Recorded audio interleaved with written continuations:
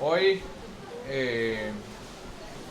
estamos probablemente todos bastante emocionados, no solamente también porque es un momento de muchas celebraciones y tiempos para ver a nuestras familias y así, sino también para muchos es un tiempo como de descanso, ¿verdad? De respirar, de hacer una pausa.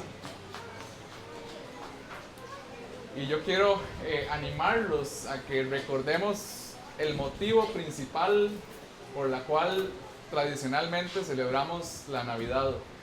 Eh, ¿Verdad? La venida de Jesús, la venida de ese niño. eh, ¿Qué significa ese niño que nació? ¿Verdad? ¿Qué vino a hacer él? ¿Para qué vino? ¿A quiénes vino? Y yo creo que son preguntas que tenemos que mantenernos constantemente meditando en nuestra mente en este tiempo, ¿verdad? Porque si no, no tendría sentido. Y, eh, y bueno, vamos a leer este texto de Isaías 9, del 6 a versículos 6 al 7. Y antes de leerlo, nada más quiero recordarles que este es Isaías profetizando algo que iba a pasar, el nacimiento de este niño. Y quiero que noten, conforme vamos leyendo, en la forma que Isaías escribe, ¿verdad? Si ustedes notan, la forma que está escrito está en pasado. Y tal vez alguien diría como, pero ¿por qué? Si es algo que va a suceder. Pero recuerden que Isaías era un profeta, un mensajero de Dios. Él lo que estaba haciendo era proclamando el mensaje de Dios. Y estas profecías, como muchas otras, son mensajes en la mente de Dios, que es en el plan de Dios, algo que ya ocurrió en la mente de Dios. 700 años antes del nacimiento de Cristo. Entonces dice así, Isaías 9, del 6 al 7. Déjeme cambiarme aquí porque... Ok. Dice, porque un niño nos ha nacido, un hijo nos ha sido dado, y la soberanía reposará sobre sus hombros, y se llamará su nombre admirable consejero, Dios poderoso, Padre eterno, príncipe de paz. El aumento de su soberanía y de la paz no tendrán fin sobre el trono de David y sobre su reino, para afianzarlo y sostenerlo con el derecho y la justicia desde entonces y para siempre. El celo del Señor de los ejércitos hará esto. Ok, hoy nos encontramos ya en la cuenta regresiva, ¿verdad? Para lo que se avecina, que es el nacimiento, la celebración del nacimiento de Jesús. Muchos de nosotros estaremos pasando la Navidad con nuestras familias, amigos. Probablemente ya tendremos cosas planeadas, o qué vamos a hacer, qué vamos a comer. ¿Verdad? Ya habremos comprado regalos tal vez para personas, ¿verdad? Y hay muchas distracciones en esta época. Luces, ¿verdad? Adornos, vacilones y demás. Pero los quiero nuevamente animar a que no perdamos el punto o el significado detrás de lo que significa la celebración de Navidad. ¿Cuál es el verdadero mensaje de la Navidad? Este texto de Isaías es un texto que justamente Isaías da después de un tiempo donde el pueblo de Israel ha venido en decaída, por decirlo así. Reyes han llegado y no han sido fieles al Señor. Y el Señor de pronto empieza a retirar su presencia en el pueblo de Israel. Isaías manda este mensaje de parte de Dios en un tiempo donde el ser humano había decidido rechazar a Dios, alejarse de Dios, ser infiel. Jerusalén estaba empezando a ser desolada, ¿verdad? Isaías es el mismo profeta que también profetiza sobre la llegada del reino de Asiria, el reino de Babilonia, y que iba a destruir todo. Entonces, ¿por qué Isaías da esto? ¿Qué nos está tratando de decir Isaías? ¿Verdad? Y tal vez nosotros leemos este texto y muchas veces lo hemos leído y lo pasamos por alto, ¿verdad? Y tal vez algo que ya nosotros sabemos, de un niño nos ha nacido, ¿verdad? ¿Quién es Jesús? ¿A qué vino, ¿verdad? El príncipe de paz, y pasamos por alto y lo pasamos rápido. Pero yo creo que podemos sacar mucho, podemos extraer mucho de estos dos versículos. Y rápidamente, si leemos la primera parte del primer versículo, podemos descubrir tres cosas importantes.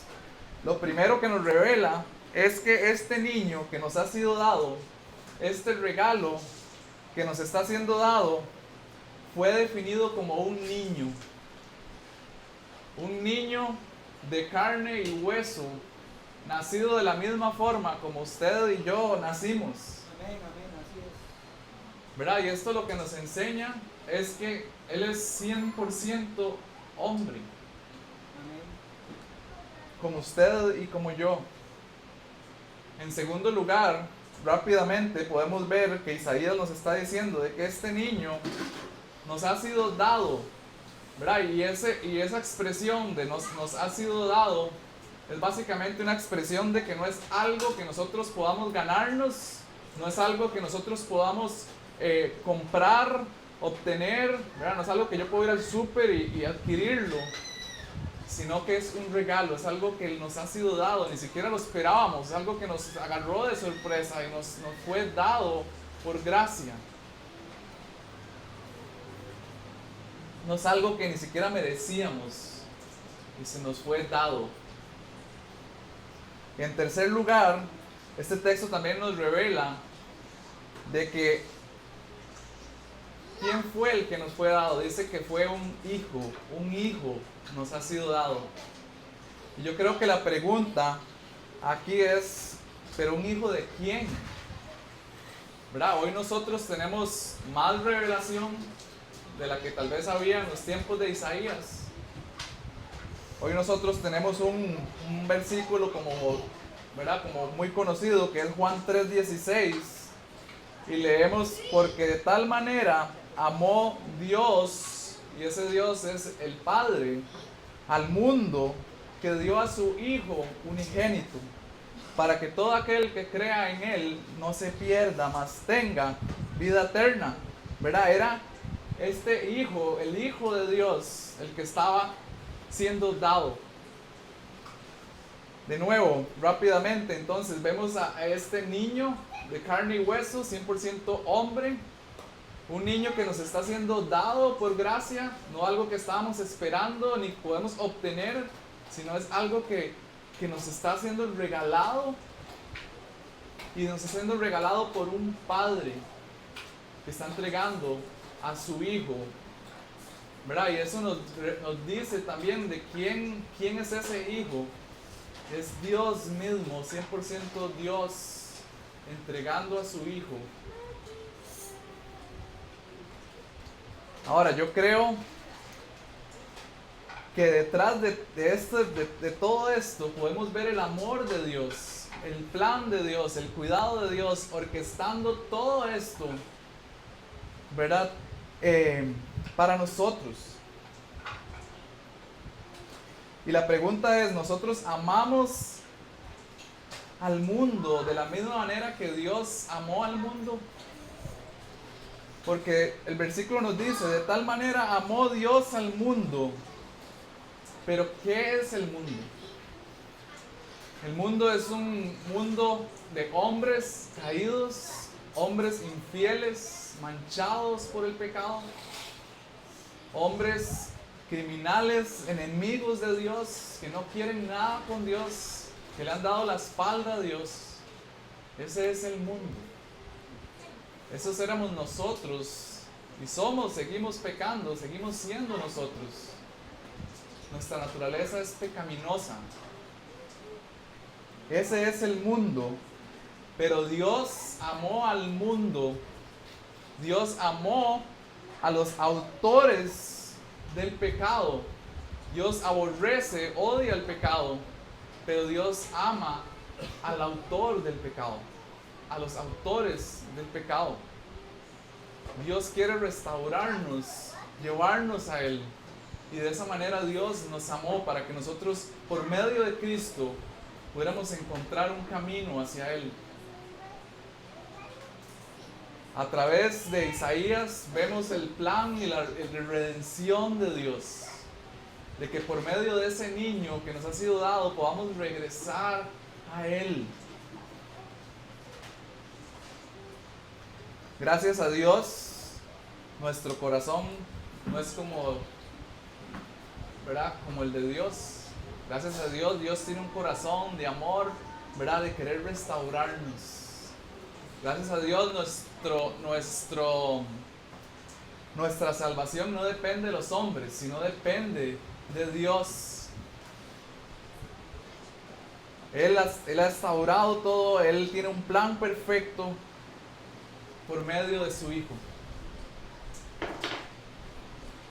Ok, dice, porque un niño nos ha sido dado, un hijo nos ha sido dado. Ahora, si pensamos en esto, ¿verdad? Pensamos, si usted, ¿verdad?, es padre o madre, tal vez piense por un segundo si usted daría a su hijo a morir en la forma en que murió Cristo. Si usted daría a su hijo para morir como un criminal en una cruz al lado de criminales. Si usted daría a su hijo hasta inocente, ¿verdad?, porque él era inocente, a morir por enemigos, ¿verdad?, gente mala, gente que tal vez usted en su corazón no quiere mucho. ¿Usted daría a su hijo? Dios, en su plan perfecto, en su sabiduría, sabía la forma en que ese hijo iba a morir. Y aún así decidió entregarlo por amor a nosotros.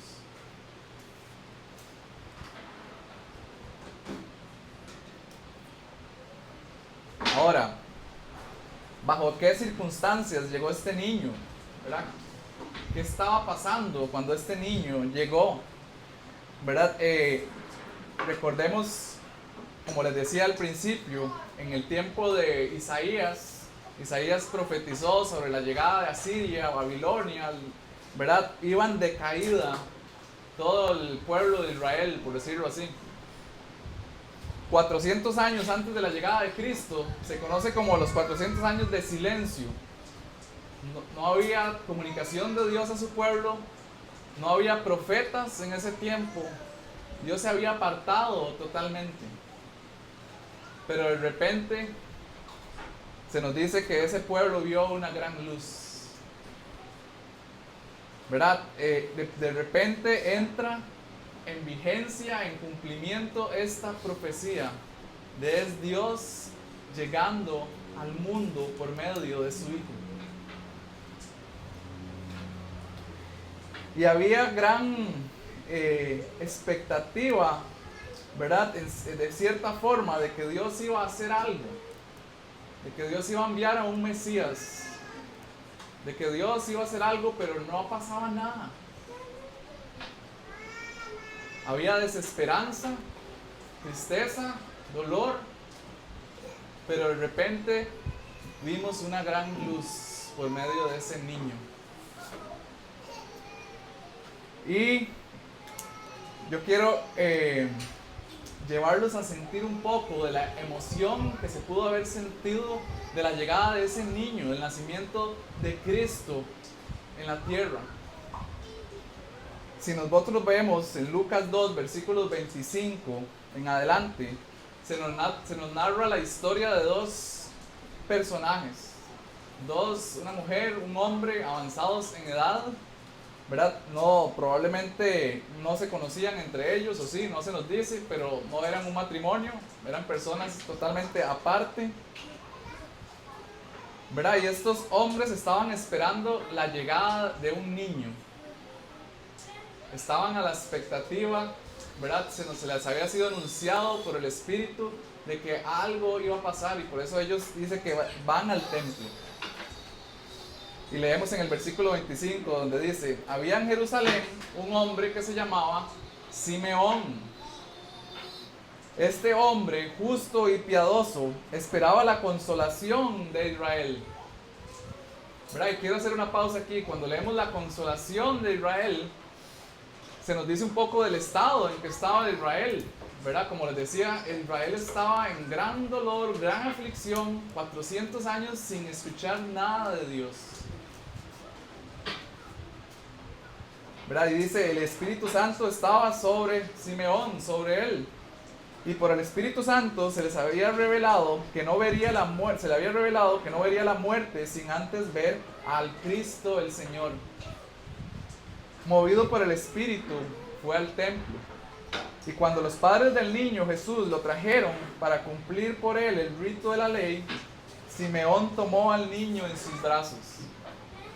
Y yo quiero que visualicemos esa imagen, ¿verdad? Simeón está tomando en sus manos, en sus brazos, a este niño. Y dice, y bendijo a Dios diciendo: ahora, Señor, permite que tu siervo se vaya en paz conforme a tu palabra, porque mis ojos han visto tu salvación. Simeón sabía lo que iba a venir a hacer ese niño. Lo que por medio de él podía restaurar su relación con Dios, y Simeón lo tenía en sus brazos. Lo que usted y yo sentimos en el momento que hemos sido salvados por Cristo, ese gozo, ese rompimiento del espíritu, ¿verdad? Y ese amor de saber de que el Señor dio su vida por mí, eso lo sintió Simeón en ese momento que tenía al niño en sus brazos. He visto tu salvación. Y dice, la cual has preparado en presencia de todos los pueblos, luz de revelación a los gentiles y gloria a tu pueblo Israel. Entonces, ahora notemos que aquí Simeón hace una exclamación y dice que este niño que ha nacido no es solamente para el pueblo de Israel, sino dice que va a ser luz de revelación a los gentiles también. Ese niño que ha nacido, nació para todos. Ok, más adelante se nos narra acerca de una profetisa, Ana. Leemos en el versículo 36. Había una profetisa, Ana, hija de Fanuel, de la tribu de Aser. Ella era de edad muy avanzada y había vivido con su marido 7 años después de su matrimonio. Y después de viuda, hasta los 84 años, nunca se alejaba del templo, sirviendo noche y día con ayunos y oraciones. Llegando ella en ese preciso momento, daba gracias a Dios y hablaba del niño a todos los que esperaban la redención de Jerusalén. Ella daba gracias a Dios, estaba gozosa de ver ese niño. Ahora, Simeón y Ana fueron al encuentro de Jesús, pero se nos narra de solo muy pocos que estaban esperando ese nacimiento, ¿verdad? Y la pregunta es, ¿qué se encontraba haciendo el resto de la gente? ¿Dónde estaban los demás? ¿Por qué vieron tan pocos que lo estaban esperando? Recordemos que en ese momento estaba gobernando el Imperio Romano y había un emperador en ese tiempo que era el emperador César Augusto, y este emperador había determinado que se hiciera un censo en todo Israel, ¿verdad? Y por eso es que mucha gente empezó a moverse de un lado para otro. Por eso es que Jesús y María y José empezaron a trasladarse a Jerusalén, a su tierra, el lugar de residencia, para censarse. Y fue en el medio de esa travesía donde Jesús, ese niño, viene. Entonces paran en un pueblito de Belén, no había espacio en ningún lado. Al final Jesús tuvo que nacer en un pesebre, en una granja, en medio de animales. Probablemente había, quién sabe si había luz en ese lugar oscuro. Y ese fue el lugar donde nació Jesús. Y muy pocos estaban esperando el nacimiento de Jesús. Había movimiento por todos lados. Se nos narra solo de Simeón y Ana que estaban esperando a Jesús en el templo cuando lo llevaron a los 8 días. Pero ¿dónde estaban los demás? ¿Verdad? Y si pensamos un poco en este censo, probablemente la gente estaba moviéndose, estaba ocupada, estaba distraída, estaba en sus cosas. Yo creo que esto es un momento también para recordar, ¿verdad? ¿Cómo estamos recibiendo a Jesús? ¿Verdad? ¿Estamos ocupados en nuestras cosas? ¿Verdad? ¿Cómo está nuestra vida? ¿Qué campo tiene Jesús en nuestro corazón? ¿Verdad? ¿Estamos distraídos? ¿Nos sentimos cómodos con la vida que tenemos? ¿Esperamos ansiosos la venida de Jesucristo nuevamente? La palabra de Dios dice que a los suyos vino y los suyos no los recibieron. Estaban ocupados y probablemente también estaban cómodos, ¿verdad? En la Biblia se nos dice que los fariseos estaban cómodos en la manera en que vivían ¿verdad? Su religiosidad. Ellos en ningún momento sentían una necesidad de salvación. Ellos se sentían justos en la manera en que ellos vivían. Los israelitas, ¿verdad? Los judíos también pensaban en la manera en que ellos vivían de que la salvación no era para ellos. Ellos ya eran descendientes de Abraham, ellos ya eran salvos por descendencia. Los que necesitaban salvación eran los gentiles. Ellos anhelaban a un Mesías que viniera a restaurarlos, que viniera a prosperarlos. Ellos esperaban a un Mesías político que viniera a liberarlos de la opresión del Imperio Romano, pero no entendían la necesidad de salvación, de liberación de su propio pecado.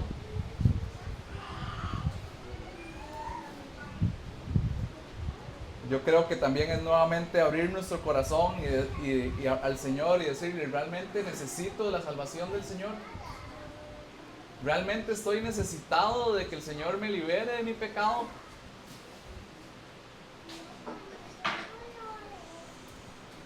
¿Tenemos las mismas ansias de Simeón y Ana de recibir al Señor?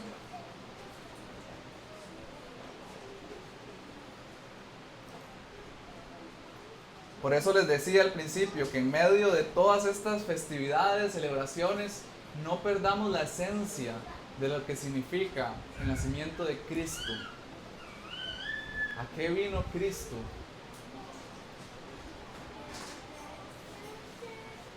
Ok, ahora, este texto nos describe ciertos títulos, ciertos nombres de este niño que ha nacido.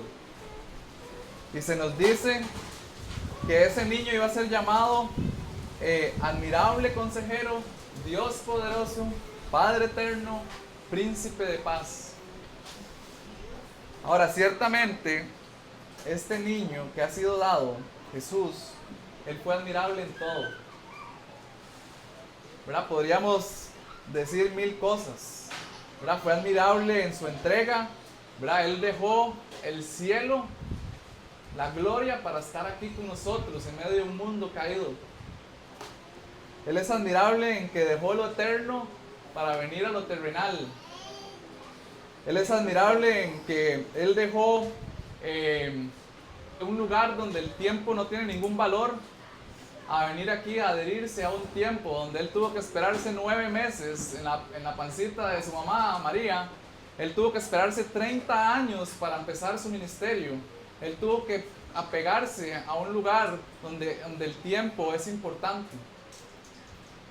Él es admirable, ¿verdad? En venir, nacer en la forma en que nació, una forma que era deshonroso para el mundo.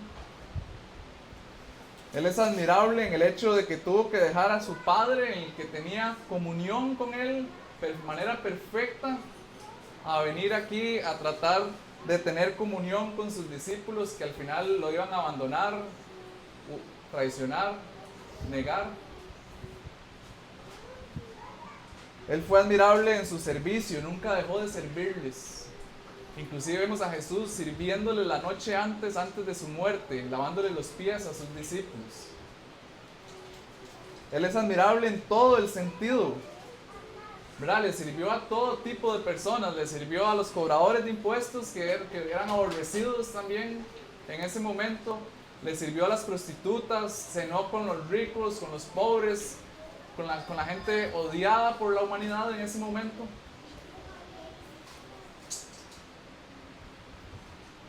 Él era admirable en todo el sentido de la palabra y aún más admirable en la forma en que Él murió, sabiendo que murió por nosotros. Este hijo que nació, ¿verdad? Fue dado por una razón, y esa razón nosotros tenemos que tenerla clara, ¿verdad? ¿A qué vino Jesús? ¿Para quién vino Jesús?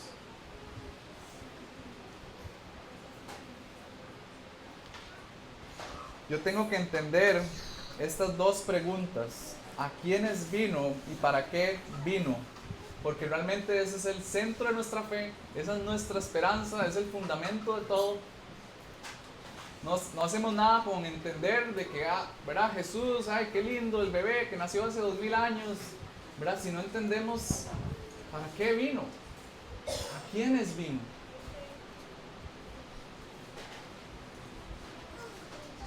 ¿Verdad? Yo por muchos años siendo niño, ¿verdad? Veía el portal en la casa de mis papás y que, ¿verdad? Esperando ahí que el 25 para que mi mamá pusiera el bebé y qué lindo, y después todo el mundo se olvida.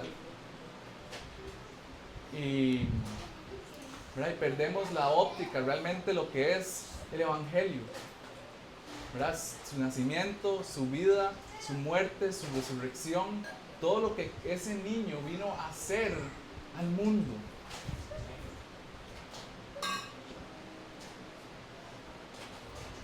Ok, entonces, se nos dice también que su nombre es admirable, ya hablamos de eso, consejero, admirable consejero, ¿verdad? Y ciertamente un consejero es alguien que tiene sabiduría, ¿verdad? Y Dios, que Jesús es 100% Dios también, la palabra nos dice que Él es el principio y el fin de la sabiduría.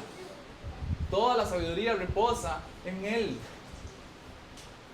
Por ende nosotros podemos confiar en Él, de que podemos ir a Él y poder recibir una respuesta sabia para nuestra vida.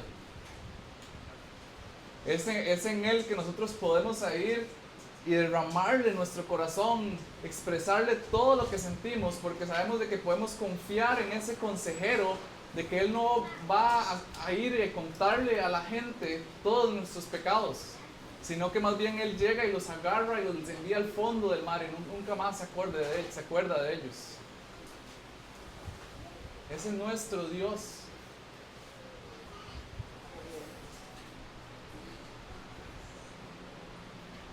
Él puede identificarse totalmente con nosotros. Podemos recordar que Él como niño, fue joven, ¿verdad? Él fue en todas las edades.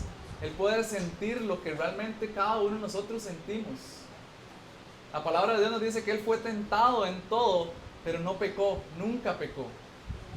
Pero por eso Él puede identificarse con nosotros, porque Él sabe lo que nosotros sentimos en nuestros corazones, como humanos. Y por eso nosotros podemos ir a Él confiados de que Él nos va a entender. Él es admirable consejero. La palabra también nos dice que Él es Dios poderoso. Y pudiéramos hablar del poder de Jesús en creando todas las cosas, ¿verdad? Porque la palabra de Dios dice que todas las cosas fueron creadas por Él y para Él. Podemos hablar de todo el poder de Él en su creación, pero yo creo que donde más podemos apreciar ese poder de Él es en la cruz. ¿Por qué? Porque si pensamos por un momento de Jesús clavado en la cruz, en ese momento, Él cansado, agotado, rechazado, odiado, escupido, golpeado, con una lanza en su costilla, en medio de esa gran debilidad, en medio de cuando ahí fue en el punto donde fue dejado por Dios, porque toda la ira de Dios iba a reposar en Él, en medio de ese punto más débil en toda la vida de Jesús. Pablo nos cuenta en Colosenses que fue allí en la cruz donde Cristo derrotó el poder de las tinieblas, desarmó por completo las autoridades de maldad e hizo de ellos un espectáculo público, derrotándolos y humillándolos. Ese es nuestro Dios poderoso. Este niño que ha sido dado como un bebé es Dios poderoso. Esperen a que crezca. Esperen a que crezca en sabiduría, en estatura. Espérense que haga su ministerio. Espérense en que viva la vida que tiene que tener, en que muera y resucite. Y esperen y verán el poder de Dios. ¿Verdad? Por eso es que vemos a Jesús inclusive diciendo: destruyan este templo y yo lo edificaré en 3 días. Ese era el poder de Jesús. En 2 de Timoteo 1:12, el apóstol Pablo le escribe a Timoteo de que él no se avergüenza de sufrir por el evangelio. Y dice: porque yo sé en quién he creído y estoy convencido de que Él es poderoso para guardar mi depósito hasta aquel día. ¿Verdad? Ese es al niño, al Cristo, al Dios en que nosotros le entregamos nuestras vidas. Y dice que Él tiene el poder de guardar nuestras vidas hasta el día en que nosotros nos encontremos con Él. Él tiene el poder de guardar nuestro depósito. Si usted está hoy aquí y no ha entregado su vida a Jesucristo, yo le animo a que no hay nada, a que usted pueda entender de que no hay nada en el mundo donde usted pueda alguien que pueda guardar su vida. No hay nada en el mundo que pueda darte vida en abundancia, darle vida eterna, sino es solamente Jesucristo. Él es el que tiene el poder para salvar tu vida, para restaurar tu vida, para guardarla por toda la eternidad. En Hebreos 7:25, Pablo también hablando de Cristo dice: por lo cual Él también es poderoso para salvar para siempre a los que por medio de Él se acercan a Dios, puesto que vive perpetuamente para interceder por ellos. Nuestro Dios, que es un Dios poderoso, Él dice que está puesto y que vive perpetuamente para interceder por nosotros. Tenemos a un Dios hoy sentado a la derecha del Padre que está intercediendo día y noche por nosotros por toda la eternidad. Gloria a Dios. Ese es nuestro Dios.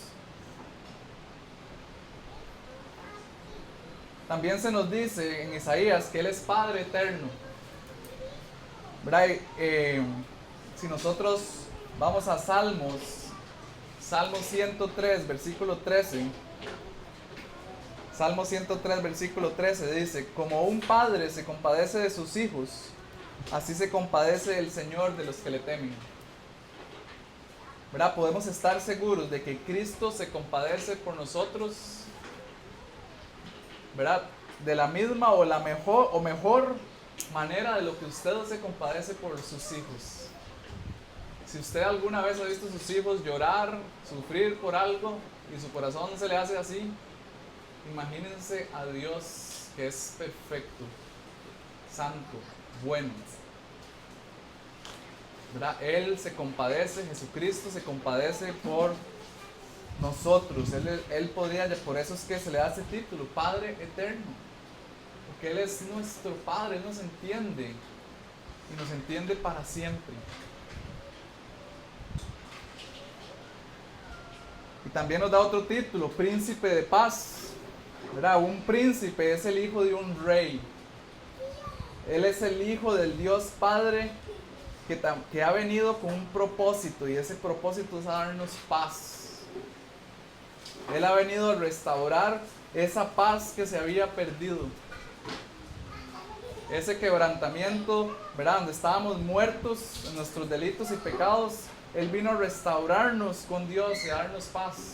Eso que se había perdido desde Adán y Eva, por su desobediencia, habían perdido esa comunicación, esa relación que tenían perfecta con Dios, ¿verdad? Se había perdido por el pecado, ¿verdad? Ahora Jesucristo viene a restaurar esa paz para que podamos relacionarnos con Dios. Por eso en su palabra dice que nosotros ahora podemos ir confiadamente delante del Padre, sabiendo de que Él intercede por nosotros. Él es nuestra paz, Él es príncipe de paz. En Lucas 2, versículo 8, se nos narra, y ahora que estábamos cantando, se nos narra la historia de esos pastores, ¿verdad? Esos pastores que probablemente estaban muy cerca de la región donde Jesús había nacido. Y se nos dice que de pronto se les aparece a un ángel del Señor a estos pastores y le dice, y podemos leer, dice, no teman, porque yo les traigo buenas noticias de gran gozo que serán para todo el pueblo. Y de nuevo, para todos, para todo el pueblo vienen esas buenas noticias de gran gozo. ¿Cuáles son esas noticias? Porque les ha nacido hoy en la ciudad de David un Salvador, que es Cristo el Señor. Y de repente apareció con él, con el ángel, una multitud de los ejércitos celestiales alabando a Dios, diciendo gloria a Dios en las alturas y en la tierra paz entre los hombres a quienes Él se complace. Ese es el gran gozo que podemos sentir nosotros, el saber de que en Él reposa toda la paz. Nosotros podemos encontrar paz completa en Jesucristo, en ese niño nacido en un pesebre. La enemistad que había entre Dios y el hombre queda restaurada por completo en Jesucristo.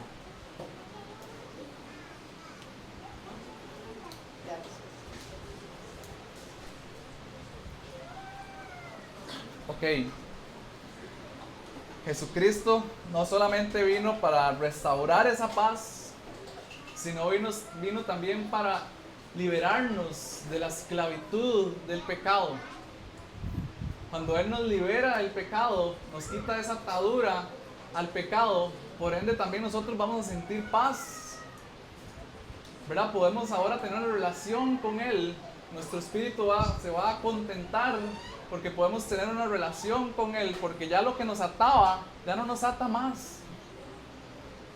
Podemos estar seguros de que podemos ir a Él y Él nos va a liberar de nuestro pecado. Él es el único que tiene la capacidad de liberarlo de lo que sea que lo esté atando a usted hoy. Si usted tiene una atadura con su trabajo, si usted tiene una atadura con, no sé, con la sensualidad, una atadura con, ¿verdad?, lo que sea, con el materialismo de estar comprando, con los vicios, con lo que sea que usted esté luchando hoy, si usted genuinamente va delante del Señor y le implora que lo libere, el Señor tiene el poder para liberarlo, porque Él es príncipe de paz. Él ha venido a liberarnos de la esclavitud del pecado para que podamos tener una relación con Él.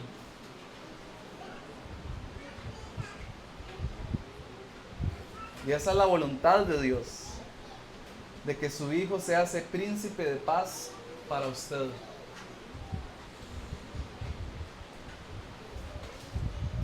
Ahora, nuevamente, porque un niño nos ha nacido, un hijo nos ha sido dado, y la soberanía reposará sobre sus hombros.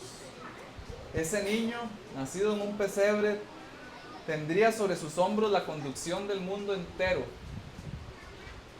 Sobre sus hombros reposa toda todo gobierno, toda autoridad, todo reposa sobre sus hombros. Y tal vez pensamos, ¿verdad?, de que, uy, qué cansado cuando escuchamos esta expresión, reposa sobre sus hombros, ¿verdad? Él es el único que puede cargar ese peso. Se le ha otorgado esa autoridad, se le ha otorgado ese derecho, y Él lo hace en la mejor manera, ¿verdad? Él lo hace gozoso, porque esa es la voluntad de Él, por completo. En Él reposa toda la soberanía, ¿verdad?, sobre sus hombros. Y leemos en el versículo 7, el aumento de su soberanía y de la paz no tendrán fin sobre el trono de David y sobre su reino, para afianzarlo y sostenerlo con el derecho y la justicia desde entonces y para siempre. Ahora, aquí podemos ver que la soberanía y la paz que Él trae es algo que va en aumento, es algo que va poco a poco. ¿Verdad? Y es importante recordar eso, porque en medio de este mundo caído, donde hay dolor, donde hay sufrimiento, donde hay injusticias, donde muchas veces hasta nos podemos preguntar ¿dónde está Dios en medio de un montón de cosas? Tenemos que recordar esto, de que la soberanía, la justicia, la paz de Él es algo que va a ir en aumento. Jesucristo, ¿verdad?, no vino como un niño a ejercer justicia de un solo. Si Jesucristo hubiera venido así desde un principio, nos hubiera venido a condenar y a hacer justicia, a derramar su ira, ¿verdad?, sobre muchos. Hubiera venido a destruir por completo el pecado, y por ende, si no hay salvación, hay condenación. Pero Jesús en su palabra dice que Él no vino a condenar al mundo, sino vino a que el mundo sea salvo por medio de Él. Jesús ha destinado, y el plan perfecto, la soberanía de Dios ha orquestado un plan de redención. Vendrá el momento donde Dios, la ira, la paciencia de Dios, ¿verdad?, se acabará, y Él vendrá, ¿verdad?, como príncipe de paz, como príncipe de justicia, a hacer justicia sobre este mundo. Pero ahorita estamos en la paciencia de Dios, en la gracia de Dios. Dios está mostrando su salvación a los hombres por medio de Jesucristo. Tenemos que dar gracias a Dios de que Él va haciendo las cosas poco a poco, ¿verdad? Va en aumento. Porque por eso nosotros estamos hoy vivos, y por eso la salvación ha llegado a nosotros. En una parte de nuestro corazón está el anhelar que Jesucristo venga en su segunda venida, pero hay una parte también de nuestro corazón en el que nosotros amamos a nuestros familiares, amigos, tenemos hijos que queremos que conozcan al Señor y sean salvos. Y por eso también muchas veces oramos a decirle: Señor, ¿verdad?, haga su justicia, pero también, Señor, ten misericordia de muchos otros que no te conocen aún. Y está esa tensión ahí, y por eso la urgencia del Evangelio. Pero tenemos que recordar de que es Cristo el que está en gobierno de todas las cosas. Él es Él el que hace justicia en todas las cosas, ¿verdad? Y dice que su paz no tendrá fin. Es algo que va a ser eterno y para siempre. Y Él va a reinar en el trono de David. Y Él va a afianzar y sostener eso con el derecho y la justicia desde entonces y para siempre.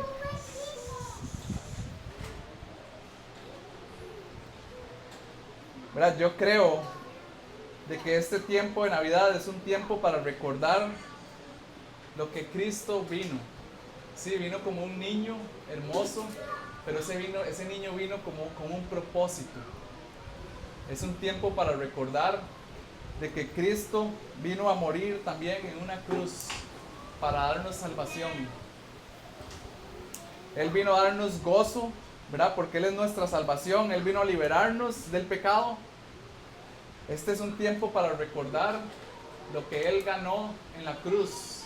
Él derrotó las tinieblas, derrotó la maldad, lo expuso públicamente. Es un tiempo para recordar de que es Cristo el que gobierna hoy soberanamente. Es un tiempo para recordar de que Él me amó, me salvó a pesar de mi infidelidad, a pesar de mi pecado, a pesar de que yo no quería nada con Él. Él tuvo gracia en mí. A pesar de que yo estaba muerto, el Señor me abrió los ojos para que yo pudiera ver esa luz de Jesucristo y lo siguiera.